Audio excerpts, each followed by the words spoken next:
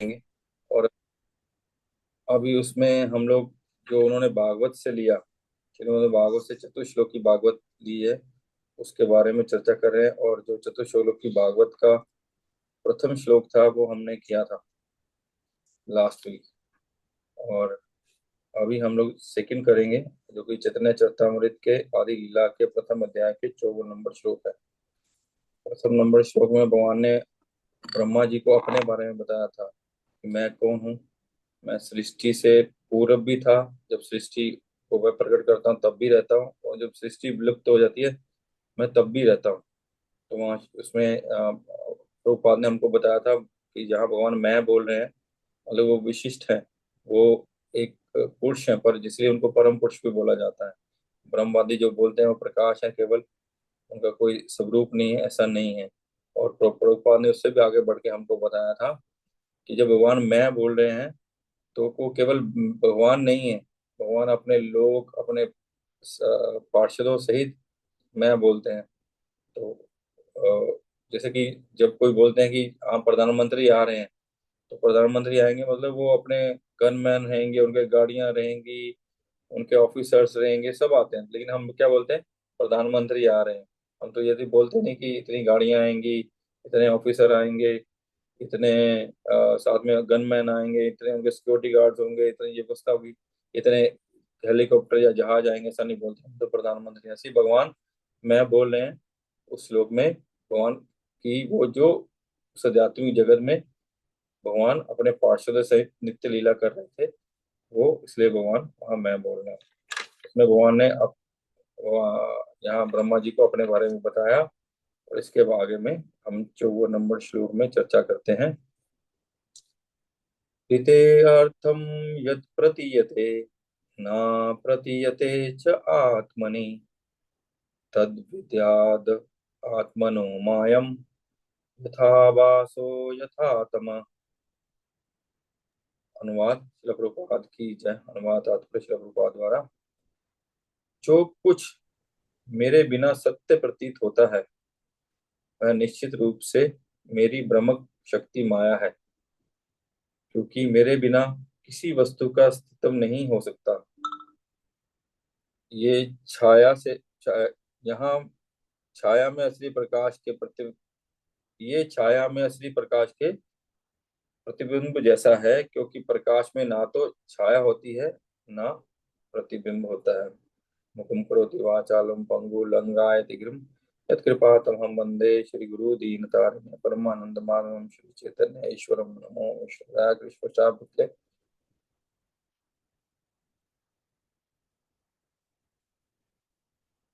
तो यहाँ भगवान माया के बारे में बता रहे हैं। यहाँ भगवान अपनी माया के बारे में बता रहे हैं। कौन सी माया? इस भौतिक संसार में जो माया है, तो जो छलावा है, या भगवान यहाँ क्या बताते हैं? रीते अर्थम यत प्रतीयते ना प्रतीयते च आत्मनि। कि यहाँ जो भगवान बता रहे हैं कि जो मेरे बिना किसी चीज को देखता है वो भ्रम है, वो प्रतिबिंब है, वो अंधकार है, वो छाया है किसका? असली जगत का। भगवान बोलते हैं मेरे बिना कुछ भी संभव नहीं है, कुछ भी है ही नहीं। भगवान, जैसे हम लोग पिछले श्लोक में भी चर्चा किए थे कि सब कुछ भगवान से उत्पन्न होता है। भगवान श्रीमद् भागवत गीता भागवतम उसी से शुरू होती है। जन्मादि यस्य यत्, जो कि सारी चीजों की उत्पत्ति के, पालन के, संहार के कारण है। हमने चर्चा की कार्य और कारण के बारे में। कार्य क्या है पहले श्लोक में? कार्य जगत की सृष्टि है, और कारण उसका महतत्व है, और उसके कारण का भी कारण जो भगवान है। इसलिए जो भी चीज विद्यमान है सारी सृष्टि में, उसका मूल कारण भगवान ही है।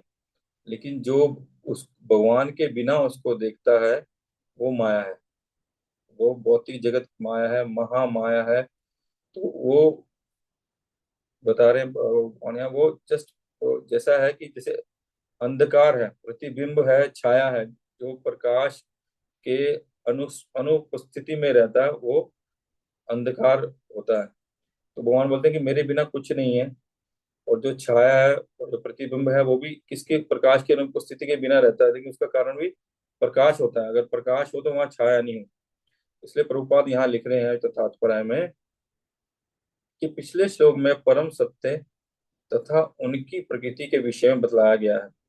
मैं पिछले सप्ताह बोला था कि हम लोग इसका परपट नहीं पढ़ेंगे, तो फिर मैंने सोचा कि ये कम से कम ये चतुश्लोकी का परपट पढ़ लेते हैं, क्योंकि ये बहुत इंपॉर्टेंट है। बाद में हम लोग सीधा डिस्कस कर लिया करेंगे, उसको पहले से रीडिंग करके डिस्कस कर लिया करेंगे। लेकिन चतुश्लोकी को अच्छे से डिस्कस कर लेते हैं जो प्रभुपाद ने परपट में दिया है। तो प्रभुपाद लिख रहे हैं यहाँ पिछले श्लोक में परम सत्य तथा उसकी प्रकृति के विषय में बताया गया है कि परम सत्य क्या है और उसका प्रकृति क्या है, उसके बारे में हमने चर्चा की। और आगे बता रहे हैं, परम सत्य के जानने के लिए वास्तव में सापेक्ष सत्य को भी जानना होगा। ये सापेक्ष सत्य जो माया या भौतिक प्रकृति कहलाती है, उसकी यहाँ व्याख्या की गई है। माया का स्वतंत्र अस्तित्व नहीं है। जो अल्पज्ञ हैं वो माया के अद्भुत कार्यकलापों से मोहित हो जाते हैं, किंतु वह नहीं जानते कि ये कार्यकलाप के पीछे परमेश्वर का निर्देशन है। भगवत गीता के 9.10 में भगवान भगवान बताते हैं अर्जुन को, मया अध्यक्षणे प्रकृति सूयते से चराचरम। ये भौतिक प्रकृति कृष्ण की अध्यक्षता में कार्य कर रही है और चर और अचर प्राणियों को उत्पन्न कर रही है। तो यहाँ शिला प्रभुपाद बताते हैं कि जो परम सत्य है उसके बारे में पूर्ण जानने के लिए हमको सापेक्ष सत्य को जानना पड़ेगा। सापेक्ष सत्य का अर्थ है, जो मैं समझा, मेरे को जानकारी ली मैंने, कि सापेक्ष सत्य क्या है। जो एक परम सत्य होता है वो एब्सोल्यूट ट्रुथ होता है। उसके लिए उसको एब्सोल्यूट ट्रुथ के लिए किसी को कुछ चीज की, उसको किसी के ऊपर आश्रित नहीं होता, वो अपने आप में पूर्ण होता है। लेकिन सापेक्ष सत्य है जो, वो परम पे आश्रित होता है, बिना आश्रय के नहीं रह सकता, बिना आश्रय के उसकी उत्पत्ति नहीं हो सकती। वो किसी चीज का पे आश्रित रहेगा, किसी चीज पे डिपेंडेंट रहेगा, वो ही उसका मूल कारण रहता है। मूल के ऊपर डिपेंड रहेगा, वो सापेक्ष सत्य होता है, मतलब वो किसी चीज के ऊपर डिपेंड है। इसी प्रकार जो ये सापेक्ष सत्य है, ये भौतिक माया भी जिसको बोलते हैं, ये भी भौतिक जगत भी भगवान के ऊपर ही डिपेंड है, भगवान के ऊपर डिपेंड है। जैसे कि हम लोग बोलते हैं कि चंद्रमा का अपना कोई प्रकाश नहीं है। जो चंद्रमा का अपना कोई प्रकाश नहीं है, उसका प्रकाश कहाँ से आता है? कृष्ण प्रभु। हरे कृष्णा प्रभु। जो चंद्रमा का प्रकाश आता है वो कहाँ से आता है? सूर्य चंद्रमा से। सूर्य से आता है। बोले जो वो सूर्य के ऊपर डिपेंडेंट है, वो सूर्य के ऊपर, वो उसका अपना कोई प्रकाश नहीं है। जो प्रकाश चंद्रमा हमको दे रहे हैं, उसका वो सूर्य के ऊपर डिपेंडेंट है। तो जो ये भौतिक जगत है या भौतिक जगत की माया है या जो भी भौतिक जगत में हम देखते हैं, ये सब कुछ भगवान के ऊपर डिपेंडेंट है। बोलते हैं जैसे मिरर में प्रतिबिंब कैसे दिखेगा? जब उसमें कोई वस्तु होगी, क्योंकि वस्तु उसका मूल हो गया ना। अगर शीशे के सामने कोई आप कोई भी वस्तु रखते तब उसका प्रतिबिंब दिखेगा, तो उसका मूल क्या हो गया? वो वस्तु। इसलिए वो प्रतिबिंब मूल नहीं है। लेकिन ये भौतिक जगत में हम आके उस प्रतिबिंब को ही मूल मान लेते हैं, आके इस माया को ही मूल मान लेते हैं। इस भौतिक जगत जगत को ही, जो जिनको आध्यात्मिक जानकारी नहीं है, जो माया के अंधकार में है या माया द्वारा ठग लिए गए हैं, जिनको ज्ञान नहीं है, जो जिसको विद्या नहीं है, जो दिव्य विद्या है वो नहीं है, वो इस भौतिक जगत को ही सब कुछ मान लेते हैं। इसलिए बोलते हैं कि यही सब कुछ है। किसने भगवत धाम देखा है? किसने मतलब जन्म के बाद किसी ने कुछ देखा है? किसने स्वर्ग देखा है? किसने वैकुंठ देखा है? ये कोरी कल्पना है। ये जमीन क्या बोलेंगे, इसको ज्यूम किया गया है, ये इमेजिनेशंस हैं ये। ऐसा वो बोलते हैं क्योंकि उनकी जो बुद्धि है, जो उसको अज्ञान ने ढक लिया, उस माया ने ढक लिया। उस जो वो प्रकाश अ, के उस क्षेत्र में है जहाँ अंधकार है। और ये हमारा जैसे सूर्य होता है, सूर्य और किसी वस्तु के बीच में कुछ आता है, तब वो अंधकार में आता है। या जब किसी वस्तु का प्रतिबिंब पड़ता है तब वो अंधकार में आता है। जैसे कल ही सूर्य ग्रहण था। कल सूर्य ग्रहण था, उसके बीच में चंद्रमा या अन्य कोई ग्रह आएंगे तो हमको उसका प्रतिबिंब पड़ेगा, तो हम अधिक अंधकार में रहेंगे।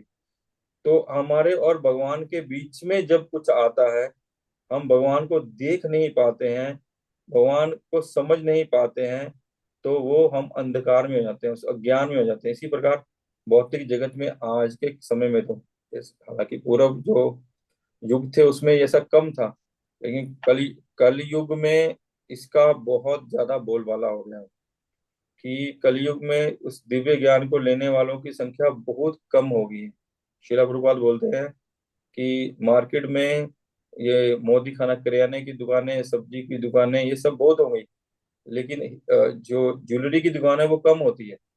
वो ऐसी इतनी ज्यादा नहीं होती। जैसे सब्जी मंडी में तो कितनी दुकानें लगी रहती हैं सब्जी की, फलों की, ये वो लगी रहती हैं, लेकिन बाजार में जो बहुमूल्य है उसकी दुकान कम होती है। इसलिए कलयुग में इसको समझने वाले लोगों की संख्या बहुत कम हो गई है। तो कलयुग में बहुत संख्या कम होने की इसका कारण एक और भी है, क्योंकि पूर्व युगों में जो पूर्ववर्ती युग थे वो भगवान के इस दिव्य ज्ञान के ऊपर ही आश्रित थे। वो दिव्य ज्ञान के ऊपर आश्रित थे, मतलब भगवान के शास्त्रों का ही ज्ञान दे। सत्य युग हो, त्रेता युग हो, द्वापर युग हो, उसमें कोई दूसरी एजुकेशन नहीं दी जाती थी, भगवान के इसी दिव्य ज्ञान को पढ़ाया जाता था। और जो बच्चा गुरुकुल में जाता था वो कुछ ही समय में एक्सपर्ट हो जाता, कुछ ही समय में एक्सपर्ट हो जाता था अपने विषय में, अपने अपनी प्रकृति के अनुसार अपने सब्जेक्ट में एक्सपर्ट हो जाता था और पूर्ण ज्ञान में हो जाता था।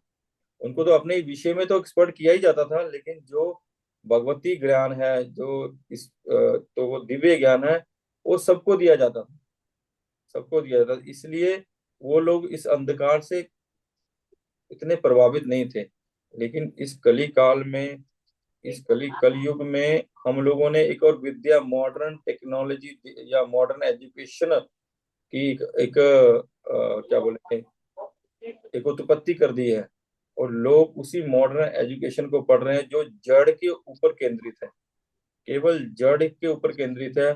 उसके ऊपर चेतन के बारे में कुछ नहीं है उसमें। श्रीला प्रभुपाद बोलते हैं इतने दुनिया में इतने स्कूल, इतने कॉलेजेस, इतने विश्वविद्यालय है, लेकिन उसमें आत्म तत्व के बारे में कहीं भी नहीं पढ़ाया जाता, कहीं भी नहीं पढ़ाया जाता आत्म तत्व। वो सब्जेक्ट ही नहीं है कि मैं कौन हूँ, ये दुखों में क्यों हूं मैं मेरा वास्तविक डेस्टिनेशन क्या है, उसके बारे में पढ़ा नहीं आता। इसलिए कली काल में ये माया का प्रभाव और ज्यादा हो गया है। इस सत्य को समझने वाले कि इसके पीछे में जो सृष्टि हो रही है, जो क्रिएशन हो रही है, जो उसका पालन हो रहा है, जो संहार हो रहा है, इसके पीछे में कोई और शक्ति है। वो शक्ति परम पुरुषोत्तम भगवान की शक्ति है। उसको समझने वाले लोग चले गए हैं। लोग लोग वस्तुओं का क्या बोलेंगे, ग्लोरिफिकेशन करते हैं, लेकिन वस्तुओं के पीछे में क्या है, उसका उसके पीछे में आधार क्या है, किसके आश्रित है, क्या उसका कारण है, उसके पीछे में नहीं सोचते। क्योंकि लोगों का जो बुद्धि है इस कलयुग में बहुत कम हो गई है। वो केवल इंस्टेंट या क्या बोलेंगे, जो सामने में है उसको देख के ही मान लेते हैं। जैसे मृग तृष्णा बोलते हैं, जैसे इसको क्या इंग्लिश में क्या बोलते हैं उसको, मिराज, मिराज शब्द बोलते हैं। तो जैसे मृग उसको रेगिस्तान में पानी ढूंढता है, वो सामने दिखता है, उसमें लगता है वो पानी है, उसको सत्य मान के उसको दौड़ता रहता है, लेकिन वहां पानी होता नहीं है, होता नहीं है। तो उस होता नहीं है और ऐसे दौड़ते दौड़ते मर जाता है। ऐसे ही हम लोग अभी कलयुग के लोग माया से भ्रमित होके ऐसे ही अपने जीवन को नष्ट कर रहे हैं। इस जड़ पदार्थ के से आनंद प्राप्त करने की कोशिश कर रहे हैं, कोई जड़ में आनंद नहीं है। श्रील प्रभुपाद बोलते हैं जो बांस है उसमें रस नहीं है, रस गन्ने में है। तो हमको गन्ना ढूंढना होगा, गन्ना ढूंढना होगा, तब हम उसका रस का आस्वादन कर पाएंगे। लेकिन अभी गन्ने का किसी को नॉलेज ही नहीं है। और जिनको नॉलेज है उनके पास लोग जाना नहीं चाहते, उन ना गीता पढ़ना चाहते हैं, ना भागवत पढ़ना चाहते हैं, वो इस चीजों को आश्रित नहीं होना चाहते। वो इस जो उनको दिख रहा है उसके ऊपर ही डिपेंडेंट है, उसके पीछे के कारण को जानते नहीं। जैसे शिला प्रभुपाद एग्जाम्पल देते हैं कि जैसे माला है, बहुत सुंदर माला है, मोतियों की माला है, मोती की माला माला क्यों है वो ये नहीं समझता है या इसके बारे में विचार नहीं करता कि उस माला के पीछे में, उसके अंदर में एक धागा है, उस धागे के कारण ये मोतियों की माला इतनी सुंदर लग रही है। या उस मोतियों की माला का अस्तित्व तभी है क्योंकि वो उस धागे के ऊपर आश्रित है। अगर धागा वहां से निकाल दिया जाए तो वो माला नहीं रहेगी। इसी प्रकार अगर भगवान को इससे निकाल दिया जाए सारी सृष्टि से, तो वो नहीं रहेगी। हम आत्मा है, लेकिन हम आत्मा है तभी क्रियाशील हैं जब परमात्मा इस पे कृपा करते हैं, परमात्मा शक्ति देते हैं। इस भौतिक जगत में भी भगवान बोलते हैं ये सारे कुछ भी है वो मेरे ऊपर ही आश्रित है। लेकिन इस संसार में अभी के काल में इसको समझने वाले लोग बहुत कम हो गए हैं। लोग इसको समझना नहीं चाहते। लोग उसी अज्ञान में रह रहे हैं, उसी अंधकार में रह रहे हैं कि जो भगवान यहाँ होते हैं वो प्रतिबिंब है। वो सूर्य की एब्सेंस में मतलब प्रकाश की एब्सेंस में जो है उस अंधकार को ही स्वच्छ सब कुछ मान लेते हैं। उस सूर्य के बारे में नहीं जानते, उस सूर्य के बारे में नहीं जानते जिसे जो प्रकाश में है, जो ज्ञान में है। तो ये जो सापेक्ष रिलेटिव ट्रूथ है, भगवान उसके बारे में बता रहे हैं कि जो माया है इसका अपना कोई स्वतंत्र, अपना कोई निजी क्या बोलेंगे, भगवान से छोड़ के कोई इसकी शक्ति नहीं है। माया की शक्ति भी भगवान के ऊपर ही है। यही भगवान बोलते हैं मया अध्यक्षणे प्रकृति सुएते सचराचरम, कि मेरी अध्यक्षता में मेरी इच्छा अनुसार ये कार्य करती है और मेरी इच्छा अनुसार ही प्रकट और अप्रकट होता है। माया की अपनी कोई शक्ति नहीं है। भगवान जैसे इच्छा करते हैं, भगवान जैसे आदेश देते हैं, सब कुछ वैसे ही चलता है। लेकिन इस कली काल में या इस बद्ध अवस्था में हम इसको समझ नहीं पाते हैं, क्योंकि हमको शास्त्रों का ज्ञान नहीं है। हम लोग संतों के चरणों में आश्रित नहीं होते हैं। संतों के प्रति हमारी श्रद्धा नहीं है। उनको उनके मुख से निकले हुए वाक्यों के प्रति हमारी श्रद्धा नहीं है। उनके मुख से निकले हुए वाक्यों के प्रति हमारा विश्वास नहीं है। इस कारण हम इसको समझ नहीं पाते हैं कैसे भगवान इसके पीछे रह के इसको संचालित कर रहे हैं, या कैसे भगवान उसको उसके पीछे में है। तो शिला प्रभुपाद आगे लिखते हैं, माया अर्थात भौतिक प्रकटे का भ्रमक अस्तित्व की असली प्रकृति। माया अर्थात भौतिक प्रकटे के भ्रमक अस्तित्व की असली प्रकृति की स्पष्ट व्याख्या श्रीमद् भागवत में की गई है। परम सत्य का एक तत्व है। सापेक्ष सत्य का अस्तित्व परम सत्य के साथ उसके संबंध पर निर्भर करता है। माया का अर्थ है शक्ति, अतः सापेक्ष सत्य की व्याख्या परम सत्य की शक्ति के रूप में की गई है। क्योंकि परम तथा सापेक्ष सत्य में अंतर कर पाना कठिन है, अतएव इसको स्पष्ट करने के लिए एक उदाहरण दिया जाता है। परम सत्य की तुलना सूर्य से की जाती है, जिसके दो सापेक्ष सत्य द्वारा जिसके दो सापेक्ष सत्य द्वारा समझा जा सकता है, प्रतिबिंब और अंधकार। अंधकार सूर्य प्रकाश की अनुपस्थिति है जो प्रतिबिंब है। अंधकार में सूर्य का प्रकाश का परिक्षेपण ना तो अंधकार का ना ही प्रतिबिंब का कुछ स्वतंत्र अस्तित्व है। अंधकार तभी होता है जब सूर्य प्रकाश अवरुद्ध हो जाता है। उदाहरणतः यदि कोई सूर्य की ओर मुख करके खड़ा हो, तब उसकी पीठ अंधकार में होती है। क्योंकि अंधकार सूर्य की अनुपस्थिति में रहता है, उसी अतएव ये सूर्य का सापेक्ष है। अतएव जगत की तुलना वास्तविक सूर्य के प्रकाश से की जाती है। आध्यात्मिक जगत की तुलना वास्तविक सूर्य प्रकाश से की जाती है और भौतिक जगत की तुलना अंधकार ग्रस्त क्षेत्र से की जाती है, यहाँ सूर्य दृष्टिगोचर नहीं है। देखिए दोनों चीजें ही सूर्य पे आधारित है। तो प्रभुपाद यहाँ लिख रहे हैं अंधकार और प्रतिबिंब, कि जो अंधकार है, प्रतिबिंब भी अगर सूर्य होगा, प्रकाश होगा तभी प्रतिबिंब होगा। ठीक है, और प्रतिबिंब होगा, जहां प्रतिबिंब होगा वहां अंधकार होगा। तो प्रकाश इसलिए प्रतिबिंब और अंधकार का अपना कोई स्वतंत्र अस्तित्व नहीं है। वो डिपेंड करता है सूर्य के प्रकाश से। जहां सूर्य का प्रकाश नहीं है वो प्रतिबिंब और अंधकार है। और यहाँ तक कि सूर्य का प्रकाश भी सूर्य पे ही आश्रित है।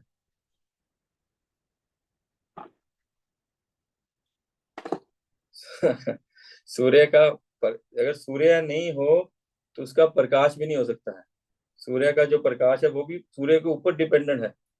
इसलिए जो, चाहे वो भौतिक जगत है चाहे वो आध्यात्मिक जगत है, दोनों ही भगवान के ऊपर आश्रित है। हालांकि जो भौतिक जगत है उसके उसका जो निरंतरण है, या उसका जो भगवान की महामाया शक्ति, बहिरंगा शक्ति द्वारा उसको संचालित किया जाता है। और जो भगवान का आध्यात्मिक जगत है वो भी भगवान की शक्ति योग माया द्वारा संचालित किया जाता है। तो जो यहाँ शिला प्रभुपाद लिख रहे हैं कि जो महामाया की शक्ति है, जो भौतिक जगत है, वो अंधकार में है। और हम देखते सुनते भी हैं ऐसे शास्त्रों में हमारे वरिष्ठ भक्तों से कि एक भगवान का जो सृष्टि है बहुत बहुत बहुत बड़ी है, बहुत व्यापक है। उसमें एक जगह है जहाँ पे बादल है, जहाँ पे छाया है, छाया माया है, जो छाया है, वहाँ जो छाया है, उस छाया में जो अंधकार है, उस छाया में जो अंधकार है, उसमें उस इस क्षेत्र में जो है वो है भौतिक जगत। वो भौतिक जगत है।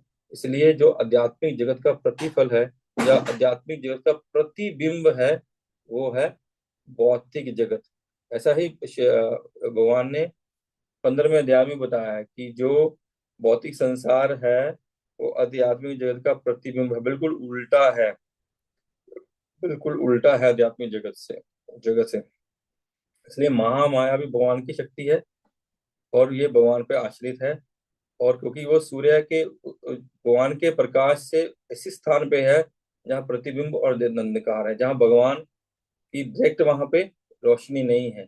और योग माया जो, वो भी भगवान की शक्ति है, जो आध्यात्मिक जगत है वो भी भगवान के ऊपर आश्रित है, लेकिन वहाँ डायरेक्ट भगवान का प्रकाश है। यदि तदभासते ना सूर्यो ना शशांका ना पावका, नहीं वहां पे ना सूर्य की आवश्यकता है ना चंद्रमा की आवश्यकता है, वहां इसकी आवश्यकता नहीं है, क्योंकि वहां भगवान के दिव्य ज्योति, भगवान के श्री विग्रह से प्रकट होने वाले जो ब्रह्म ज्योति है, वो उस प्रकाश से वह प्रकाशित है। उसी प्रकाश से सारे संसार प्रकाशित है। उसको हम सोच लेते हैं, जैसे हम पूर्व में प्रोपाल लिखेंगे, चंद्रमा का प्रकाश सूर्य पे आश्रित है, सूर्य का प्रकाश भगवान की उस ब्रह्म ज्योति पे आश्रित है, और ब्रह्म ज्योति स्वयं भगवान पे आश्रित है। जैसे कि भगवान भगवत गीता में बताते हैं कि जो ब्रह्म ज्योति है वो उसका आश्रय मैं हूँ। तो जो भगवान का दिव्य धाम है वो भगवान का ब्रह्म ज्योति और प्रकाश है, और योग माया से संचालित है। लेकिन दोनों ही, योग माया हो या माया माया हो, दोनों ही भगवान पे आश्रित है। महामाया का काम है हमको ब्रह्म में डालना, माया माया वहां का काम है हमको अंधकार में डालना, महामाया का काम है हमको अज्ञान में डालना, महामाया का काम है हमको अविद्या में डालना। ये सब ब्रह्म में, अविद्या में, अंधकार में डाल के हमको भगवान से दूर करना, वो उनका सब्जेक्ट है। लेकिन योग माया का काम क्या है? योग माया हमको प्रकाश देती है, ज्ञान देती है, दिव्य विद्या प्रदान करती है, हमारे हमारे क्या बोलेंगे, हमको भगवान के दिव्य ज्ञान से प्रकाशित कर देती है। और योग माया का काम है हमको भगवान के समीप लेके जाना, वो हमको भगवान के पास लेके जाती है। और जो महामाया है वो हमको भगवान से दूर लेके जाती है, वो हमको भ्रमित करती है। और जो जित लेकिन योग माया जितने हमारे ब्रह्म है उसको दूर करती है।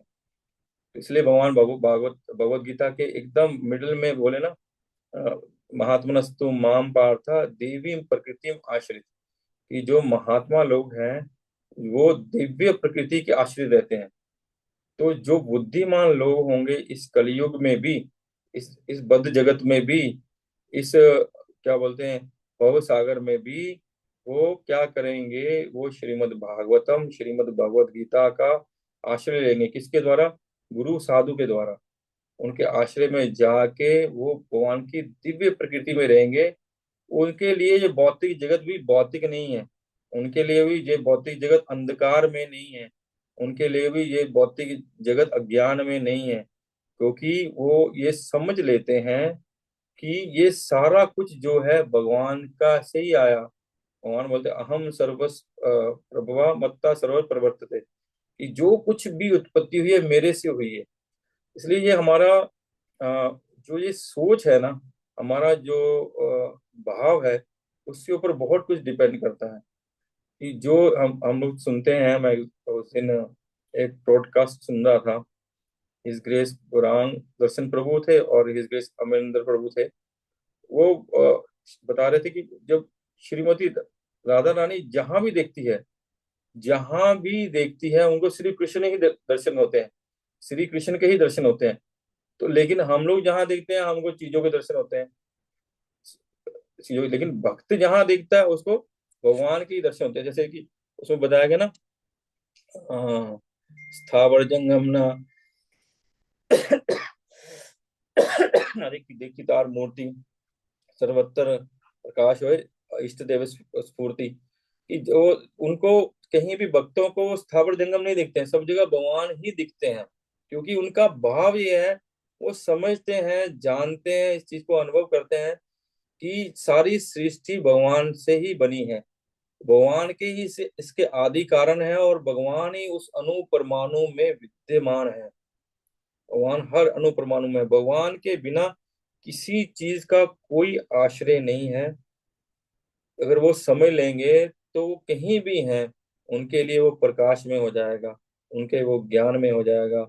जितना अंधकार है, जितना ब्रह्म है, सब मिट जाएगा, सब मिट जाएगा। वो फिर योग माया के योग माया के शरण में हो जाएंगे। नहीं तो अभी तो हम लोग क्या महामाया के शरण में हैं, क्योंकि हम लोग द्वंद्वों में है, मोह में है। ये मोह है हमको, ये द्वंद्व है, ये गुण माया, गुणों के अंतर्गत है। अभी हम जीव माया है, हम जीव उस स्थिति में नहीं है जो स्थिति भगवान बताते हैं भगवत गीता में, कि जो मेरी एक उत्कृष्ट शक्ति है वो जीव है। लेकिन हम उस उत्कृष्ट स्थिति से गिर के निकृष्ट स्थिति में आ गए हैं। हम अपने आप को जड़ के साथ एक कर दिए हैं। हम अपने आप को जड़ जड़ के साथ या जड़ पदार्थों के साथ अपने आप को एक करके उसको आनंद पाना चाहते हैं।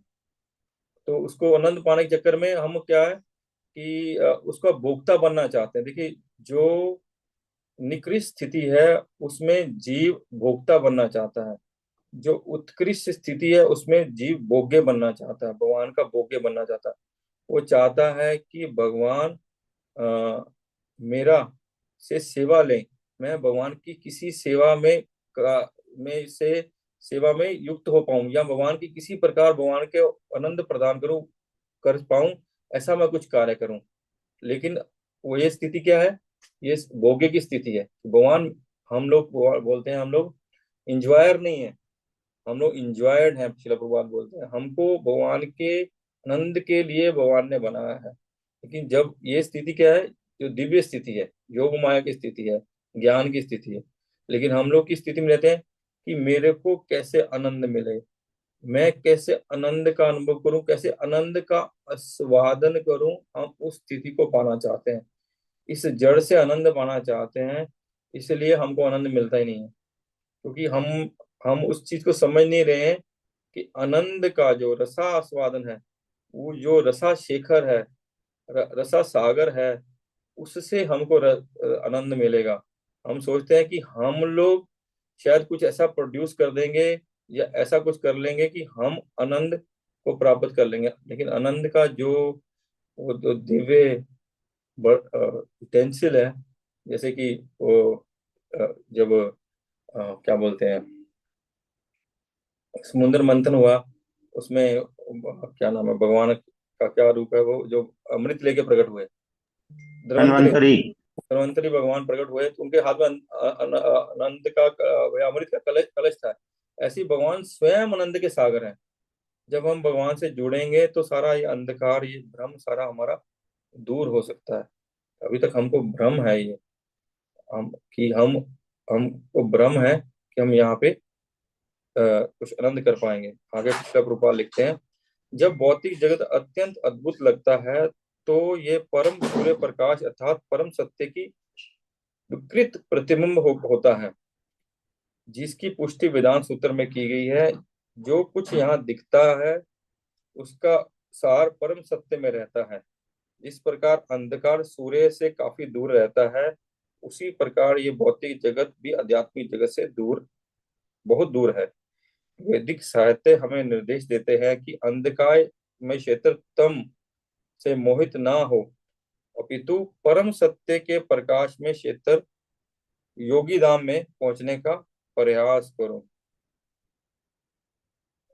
तो शिला प्रभुपाद यहाँ बताते हैं कि जो हमको ये बहुत अद्भुत लगता है, मटेरियल बॉडी बहुत सुंदर लगता है ना, इसमें कितना सुंदर है, ये कितना सुंदर है, ये प्रकृति ने, लोग बना बोलते हैं ये सब प्रकृति ने बनाया, ये नेचर के, जो नेचर है वही सब चीजों का कारण है, ये कितना सुंदर है, उसके प्रति आकर्षित होते हैं। लेकिन यहाँ बोले ये दिव्य धाम का विकृत रूप है। दिव्य धाम जो भगवान का या हमारा असली घर है, वो इससे भी बहुत सुंदर है। उसमें वहां पे बहुत आनंद है, बहुत सुख है, लेकिन हम इस विकृत स्थिति को आनंद आनंद समझ के इसको चबाते रहते हैं। इस पुनः चर्वित चर्वत, कि हम उसी इसको चबाते रहते हैं, उसमें जिसमें कोई रस नहीं है, जो पहले ही चबाया जा चुका है, जिससे पहले ही रस निकाला जा चुका है। भगवान बोलते हैं दुख्यालम अशाश्वतम, कि मैंने सुख और आनंद इसमें डाला ही नहीं, उसमें दुख ही है। ये चावल, जैसे चावल की खेती होती है, गेहूं की खेती होती है, जब उसको काटा जाता है, फिर उसको पटक पटक के उसमें गेहूं या चावल निकाल लिया जाता है, तो बोले कि इसको में से चावल और गेहूं डाला नहीं गया है, तो हम कितना भी पटके इसमें से गेहूं चावल निकलेगा नहीं, गेहूं चावल निकलेगा नहीं, इसमें फल की प्राप्ति नहीं होगी, उस सुख की प्राप्ति नहीं होगी, उस आनंद की प्राप्ति नहीं होगी, यहाँ पे वो है ही नहीं। ये ये विकृत रूप है। वो जो असली है जगह है, वो कृपा लिख रहे हैं, बहुत दूर है, वो बहुत दूर है। इसलिए हमेशा माया भगवान से बहुत दूर रहती है। माया में जो पढ़ते हैं, वो भगवान से हमको बहुत दूर ले जाती हैं। इसलिए जो अभी तथाकथित बहुत एडुकेटेड या बहुत मॉडर्न एजुकेशन लिए हुए यूथ भी है या लोग भी हैं, इंटेलेक्चुअल भी हैं, वो इतना मटेरियल एजुकेशन में इन्वॉल्व हो जाते हैं, इतना मटेरियलिस्ट हो जाते हैं, कि वो उसको उनको भगवान के बारे में डिस्कस करने से, वो जो भगवान का के बारे में डिस्कस करते हैं उनको वो निकृष्ट समझते हैं, तुच्छ समझते हैं, उनके उनसे सुनना नहीं चाहते, उस टॉपिक को डिस्कस नहीं करना चाहते। वो यही उनकी मूर्खता है कि वो सोचते हैं कि शायद इस भौतिक संसार में उनको सुख मिल जाएगा, लेकिन जीवन से मृत्यु आ जाती है, कभी उनको वो चीज मिलता नहीं, क्योंकि सिला प्रभुपाद वो तम तम है, तम है, वो मोहित है, अंधकार में क्षेत्र में है। उस क्षेत्र से हमको प्रकाश में क्षेत्र में जाना है, हमको उस प्रकाश में क्षेत्र में जाना, जैसे यहाँ बताया गया, पता अस्तो मां सदगम है। हमको ऊपर भगवान को प्रार्थना है कि ये असत्य से हमको सत्य में लेके जाओ, या प्रभु हम पे कृपा करो, इस असत्य से हमको सत्य में, ये सत्य असत्य इसको क्यों बोलते हैं? ऐसा तो नहीं है कि ये असत्य है, ये मिथ्या मिथ्या नहीं है, ये भ्रमित है कर देने वाला है माया, कि ये टेम्परेरी है, ये नित्य नहीं है, अनित्य है। या इस अनित्य से हमको सत्य में जाओ, जो परमानेंट है, वो जगत परमानेंट है। देखिए यहाँ पे कोई भी चीज उत्पत्ति होती है, फिर उसका पालन होता है, और फिर उसका विनाश हो जाता है, खत्म हो जाती है। भौतिक जगत में कोई भी चीज की उत्पत्ति होती है, उसका फिर पालन पोषण होता है, फिर उसका विनाश हो जाता है। लेकिन आध्यात्मिक जगत में सब चीज कंसिस्टेंट है, कंसिस्टेंट है, उसका पालन तो निश्चय ही भगवान करते हैं, और उसकी उत्पत्ति जब भी भगवान ने की, उसका कोई मालूम नहीं कब की भगवान ने उत्पत्ति। बोलते हैं कि जैसे भगवान आदि हैं, भगवान का जो दिव्य धाम है वो भी आदि है, भगवान की जो दिव्य शक्तियां वो भी आदि हैं, उसमें जीव भी है उसमें, वो भी आदि है। इसलिए भगवान वहां ने कब उसको प्रकट किया भगवान जाने, लेकिन उसका पालन तो वहां भी भगवान करते हैं। लेकिन उसमें क्या है कि वहां पालन होता है, लेकिन वहां विनाश नहीं है, वहां किसी चीज का विनाश नहीं है, वहां जन्म मृत्यु जरा व्याधि नहीं है। वो धाम में वैकुंठ धाम बोला था, वहां कोई कुंठा नहीं है, वहां किसी चीज का कोई भी मृत्यु नहीं है। इसलिए वो अमृत में है, अमृत में, वो संसार अमृत में, वहां मृत नहीं है कुछ भी, वहां सब कुछ आनंद में है, क्योंकि वहां स्वयं भगवान विराजमान करते हैं। लेकिन ये भौतिक जगत है, इसकी उत्पत्ति होती है, इसका पालन होता है, फिर इसका विनाश हो जाता है, खत्म हो जाता है। लेकिन आध्यात्मिक जगत जो है उसका, उसमें कोई भी विनाश नहीं होता, वो ऐसे ही जैसा है वैसे ही रहता है। इसलिए भगवान बोले नव यौवनम च। वहाँ जो भगवान है, भगवान हमेशा नव युवक रहते हैं। भगवान तो यहाँ भी नव युवक रहते हैं, लेकिन हम लोग यहाँ वृद्ध हो जाते हैं। जन्म मृत्यु जरा व्याधि, जरा हमको सताती है, जरा हमको कष्ट देती है, लेकिन वहाँ जरा नहीं है। वहाँ हमारा हम लोग या प्रत्येक जीव वहाँ अपनी नित्य स्वाभाविक स्थिति में, नित्य स्वाभाविक स्वरूप में वहां पे रहता है। तो वहां कोई कष्ट नहीं है, वो दुख नहीं है, कोई अज्ञान नहीं है, कोई भ्रम नहीं है, कोई अविद्या नहीं है, सिर्फ सुख अनंत प्रकाश में है। ऐसा ही जीवन प्रत्येक जीव चाहता है, ऐसा ही जीवन प्रत्येक जीव जीना चाहता है। लेकिन वो इस भौतिक संसार में नहीं है, वो आध्यात्मिक संसार में है। लेकिन वो आध्यात्मिक संसार में, उस आध्यात्मिक संसार में जाने का रास्ता यही है, हम अपने चिंतन को सुधारना होगा। हमारे चिंतन को सुधारना होगा, हमको भगवान के बारे में जानना होगा, उनकी शक्तियों के बारे में जानना होगा, और ये भी जानना होगा कि ये जो भौतिक संसार है ये भी भगवान के ऊपर ही आश्रित है। भगवान ही इसके कारण है, भगवान ही सब अणु परमाणु में है। हमारा कुछ नहीं है, ये सब भगवान का ही है। भगवान की शरण में जाना ही एकमात्र अ, रास्ता है निकलने का। आगे प्रभुपाद लिखते हैं, आध्यात्मिक जगत अत्यंत दिव्यमान रहता है, किंतु भौतिक जगत अंधकार ग्रस्त है। भौतिक जगत अंधकार को विशेषता रात्रि में भगाने के लिए सूर्य का प्रकाश, चंद्र का के प्रकाश या कृत्रिम प्रकाश की आवश्यकता होती है। भौतिक, क्योंकि भौतिक जगत स्वभाव से अंधकार में है, इसलिए प्रकाश परमेश्वर ने सूर्य प्रकाश तथा चंद्रमा के प्रकाश की व्यवस्था की है। किंतु उनके धाम में ना तो सूर्य का प्रकाश होता है, ना ही चांदनी होती है, ना बिजली, क्योंकि वह की हर वस्तु स्वयं तेजो में है, जैसा कि भगवद गीता में बताया गया। तो भगवान ने यहाँ अंधकार में है इसलिए लाइट चली। अगर लाइट हो, अगर सूर्य निकला हो, सूर्य का प्रकाश हो, तो हम ट्यूबलाइट क्यों जलाएंगे? ट्यूबलाइट जितनी ही ट्यूबलाइट जगा लें, सूर्य का प्रकाश होने से उसका कोई अर्थ नहीं रहता, निरर्थक हो जाती है। इसलिए ये जगत में अंधकार है, इसलिए भगवान ने यहाँ सूर्य दिया, चंद्रमा दिया, क्योंकि यहाँ अंधकार है, यहाँ कुछ रोशनी चाहिए।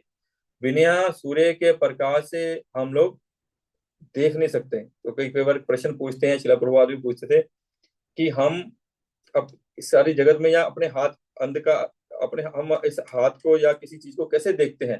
बोलते आंखों से देखते हैं। बोले नहीं, आंखों से नहीं देखते, हम सूर्य के प्रकाश, सूर्य की रोशनी के कारण देखते हैं। अगर रोशनी ना हो तो हम किसी चीज को नहीं देख सकते। कोई चीज हमारे आंखें होते हुए भी अंधकार में हम चीज नहीं देख सकते। अगर कमरे में बहुत अंधेरा है तो हमारी आंखें तो हैं, हमको वहां सामान नहीं दिखेगा। उसके लिए सूर्य प्रकाश की का आश्रय लेना होगा, प्रकाश का आश्रय लेना होगा। इसलिए भगवान ने इस भौतिक जगत, जो अंधकार में जगत है, इसको प्रकाश देने के लिए सूर्य की व्यवस्था की।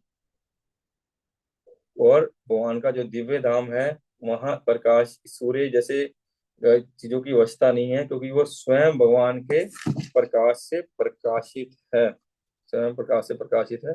इसलिए वो वहां नहीं चाहिए, वहां पे वो प्रकाश नहीं चाहिए। ठीक है, आगे में पढ़ते हैं, जो सापेक्ष नश्वर तथा परम सत्य से दूर है वह माया या अज्ञान कहलाता है। जो सापेक्ष नश्वर तथा परम सत्य से दूर, जो सापेक्ष नश्वर तथा परम सत्य से दूर है, ये वह माया या ज्ञान कहलाता है। जैसे भगवत गीता में बतलाया गया है,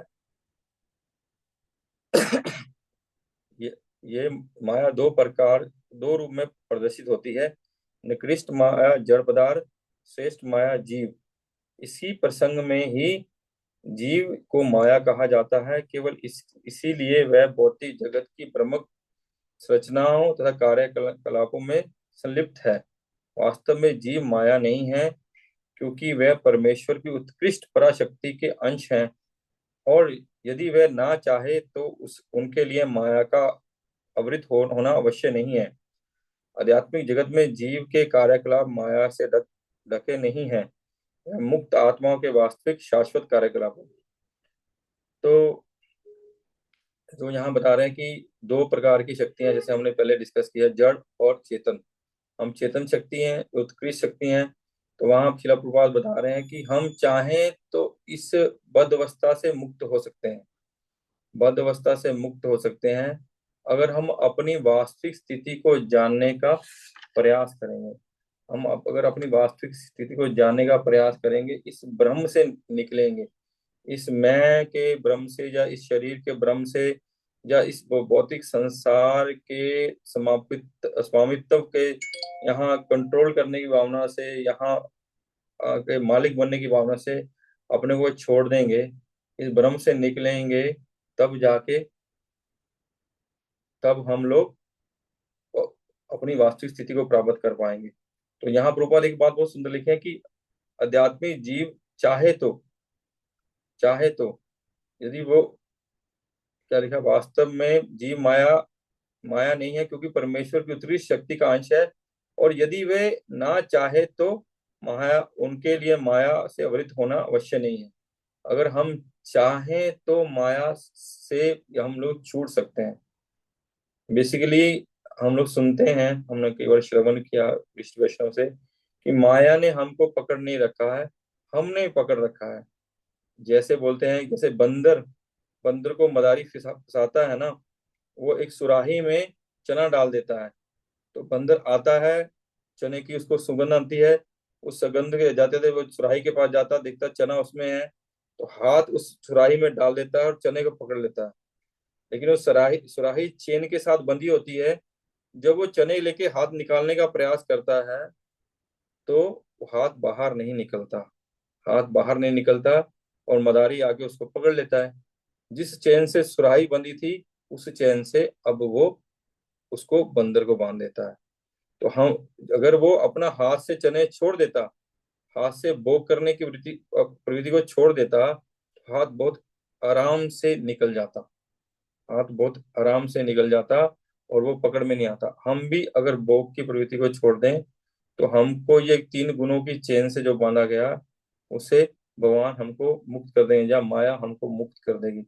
ऐसे बोलते हैं, जब तोते को पकड़ते हैं ना, तोते को पकड़ते हैं, वो डंडी लगा देते हैं वहां, तोता नीचे में दाना डाल देते हैं, दाना डाल देते हैं, डंडी को ऐसे सेट किया रहता है कि जब तोता, जब आगे बैठता है तब तो ठीक है, लेकिन जैसे उसको खाने के लिए आगे झुकेगा दाने को, वो डंडी घूम जाती है, वो डंडी घूम जाती है, और डंडी घूम जाती है तो तोता के पास तो पंख है, वो चाहे तो डंडी को छोड़ के उड़ सकता है, लेकिन वो ऐसा भ्रमित हो जाता है कि अगर मैं डंडी को छोड़ दूंगा, शायद मैं गिर जाऊंगा और मर जाऊंगा।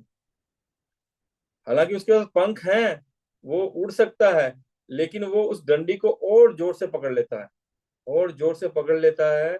और जो जो वो क्या बोलते हैं, पंछी पकड़ने वाला है, वो आगे तोते को पकड़ लेता है।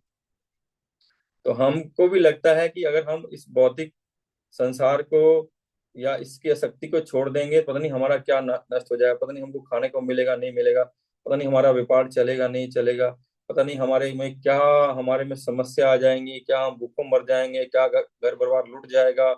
ये हम लोग इस प्रकार हम लोग सोचने लग जाते हैं।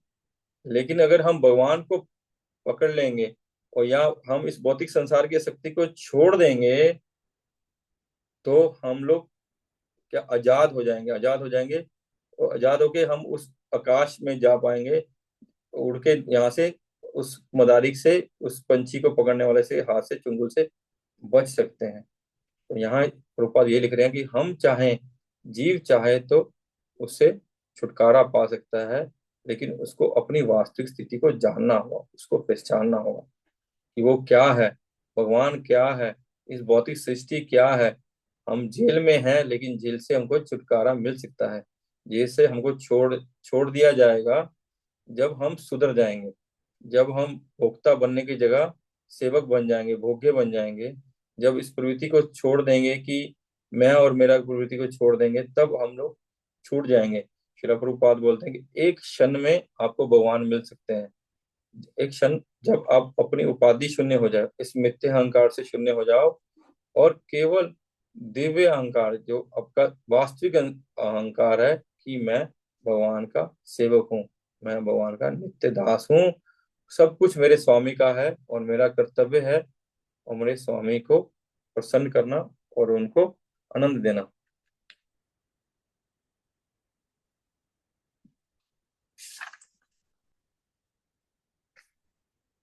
ठीक है, आप अगला श्लोक करेंगे प्रभु?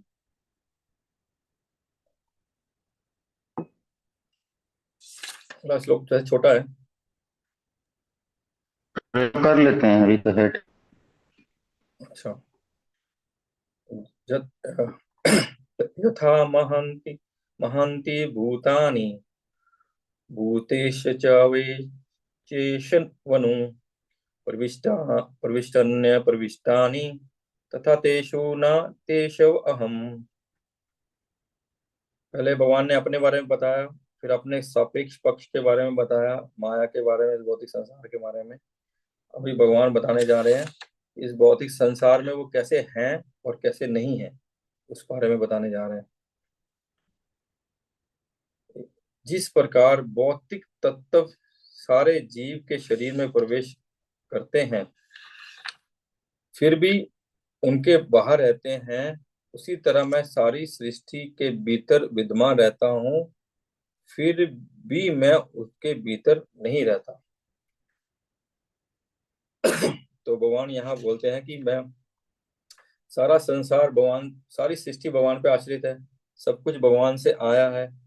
और भगवान भगवान उसमें हमने देखते हैं ब्रह्मा जी जब प्रार्थना करते हैं या शास्त्र में बताया जाता है कि भगवान सब चीजों में प्रवेश करते हैं। हम लोग सुनते हैं श्रीमद् भागवतम में कि भगवान कैसे अपना एक्सपेंशन करते हैं, महाविष्णु के रूप में प्रकट होते हैं, फिर महाविष्णु रूप से गर्भोदकशाही विष्णु के रूप में प्रकट होते हैं, और गर्भोदकशाही रूप से क्षीरोदकशाही रूप में प्रकट होते हैं। वो कैसे सारे ब्रह्मांड में, सारे अणु परमाणु में, अंड अंड अंड अंतरस्थ परमाणु अंतरस्थम च, कि भगवान अंड अंड अंड छोटे छोटे अणु परमाणुओं में भी भगवान प्रविष्ट होते हैं। तो भगवान बोल रहे हैं कि मैं सारी सृष्टि में हूँ, सारी भौतिक तत्व में, सारे जीवों के शरीर में प्रवेश करता हूँ। जैसे भगवान बोल सारी सृष्टि में प्रवेश करता हूँ लेकिन मैं वहां नहीं भी हूँ। भगवान बोलते हैं ना गीता में, बोलते हैं मैं इदम मैं तद इदम सर्वम जगत अव्यक्त मूर्तिमान स्थानी सर्वभूतानि ना तेषम अहम उपस्थित। भगवान वहां भी बताते हैं कि सब कुछ मेरे से आया है, मैं सब में हूँ लेकिन मैं वहां नहीं हूँ। यहाँ भी भगवान बताते हैं कि मैं उसके अंदर हूं भी और नहीं भी हूँ। जैसे कैसे, जैसे ये भौतिक शरीर पंच तत्वों से बना है। इस पंच तत्वों क्या क्या क्या बोलेंगे, 24 तत्वों से ही बना हुआ देखा जाए तो भगवान उस सब तत्वों के मूल कारण कहाँ है? भगवान है, भगवान से ही आए हैं। हम लोग कल भी ये चर्चा किए थे, भूमि अनल अपो वायु खम मन बुद्धि एवं अहंकार इतियम में भिन्ना प्रकृति अष्टदा। तो ये जो जितनी चीजें, पांच भूत और मन बुद्धि अहंकार, ये सब भौतिक तत्व है। ये कहाँ से आए? भगवान बोले ये मेरी शक्ति है। तो मेरी शक्ति है, भगवान से ही आई है। वो भगवान से ही आई है, तो हम इसी पंच तत्वों से बने हुए हैं, इसी पंच तत्व से बने हुए हैं। और उनमें मन बुद्धि अहंकार का सूक्ष्म तत्व भी है।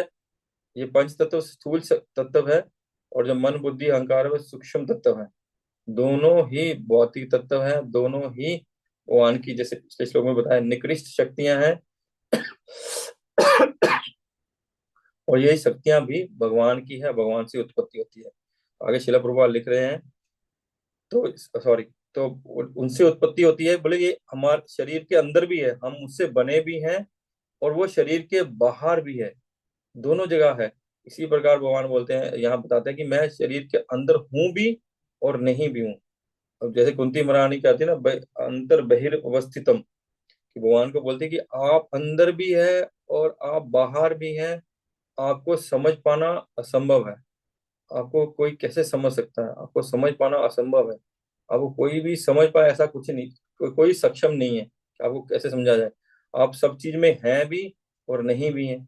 जैसे वो माता, हम लोग देखते हैं कि रामायण में काकभूषणी, भगवान जब रामचंद्र जी मुंह खोलते हैं, वो अंदर देखते हैं तो ब्रह्मांड है, भगवान के मुंह में चले जाते हैं और अंदर में भी और ब्रह्मांड है, भगवान वहां भी लीला कर रहे हैं। जैसे हम यशोदा मैया को देख रहे हैं, देखते हैं जब भगवान मिट्टी खाने की लीला करते हैं, यशोदा मैया मुंह खोलती है, वो देखती है अंदर में इतने सारे ब्रह्मांड है और वहां पे यशोदा मैया भी है। तब इसको कैसे समझा जाए कि भगवान अंदर है बाहर है, भगवान के पेट में सब कुछ है, या भगवान उस ब्रह्मांड के अंदर है? तो इसको समझ पाना थोड़ा मुश्किल है। तो भगवान बोलते हैं मैं सब चीज में हूं भी, नहीं भी हूँ। इसके बारे में मेरा जो थोड़ी सी समझ, या मैं थोड़ा सा कुछ समझ समझ पाया, मैं समझा कि भगवान सब जगह है। जैसे हमारी, हम जब उस चीज को भौतिक दृष्टि से देखते हैं तब भगवान वहां नहीं है, लेकिन जब हम उसको आध्यात्मिक दृष्टि में देखते हैं तब वहां पे भगवान है। जब हमारी दृष्टि, हमारी चेतना, हमारा भाव सब चीजों में भगवान को देखता है तब भगवान वहां पे है। भगवान सब जगह है। जैसे प्रहलाद महाराज को हिरण्यकशिपु ने पूछा, हरि बोल, तो पूछा कि क्या तुम्हारा इस खंबे में भी भगवान है? तो भगवान खंबे में प्रकट हो गए। तो भगवान खंबे में क्यों प्रकट हो गए? क्योंकि प्रहलाद महाराज का पूर्ण विश्वास था। वो जानते थे कि सब चीज भगवान से आई है, सब चीज भगवान के आश्रित है, बिना भगवान के एक कण भी नहीं है।